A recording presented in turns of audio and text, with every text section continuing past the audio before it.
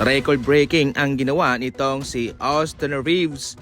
Pinakamataas na kontrata ang kanyang nakuha para sa isang undrafted na manlalaro. Kanina lamang ay pumirma siya ng nasa 185 million sa loob ng 4 na taon. Aba, akalain nyo, ang kanyang sasahurin mga idol ay mas mataas pa ng 7 milyon sa kasalukuyang sinasahod ni Jalen Brunson. Para sa next season, mayroon pang 52 million na cap space ang Lakers. At itong si Reeves, ang kanyang unang sahod ay 41 million.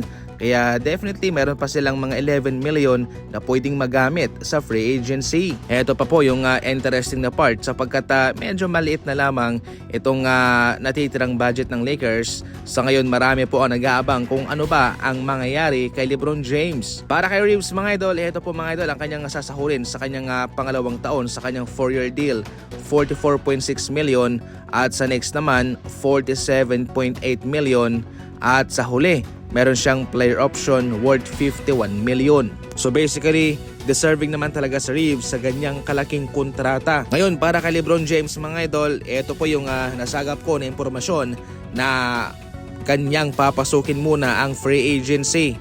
Mayroong chance na siya'y bumalik para sa Lakers, mayroong chance na hindi na. Magiging maingat ang kampo ni LeBron James. Babantayan nila kung ano ang susunod na mga gagawin nitong Lakers, especially sa free agency. Mayroon pa naman silang natitirang budget kaya so far babantayan niya kung sinong mga players ang kukunin ng kanyang kupunan. Para sa inyo, ano ang komento ninyo sa kontrata ni Reeves? Tama lang ba o sobra? I-comment lang yan sa comment section.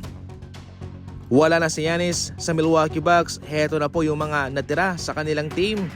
Mga babata po ito mga idol, especially itong kanila nakuhang si Nate Ament, 19 years old to.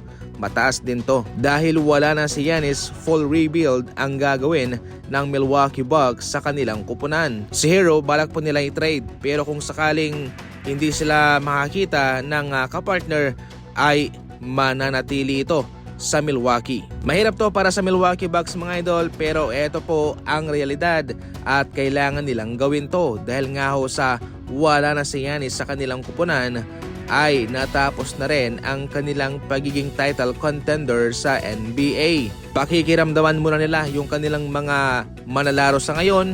Meron pa silang Kyle Kuzma na definitely ay kanilang 83 nga rin po mga idol para makompleto na itong kanilang pag full rebuild.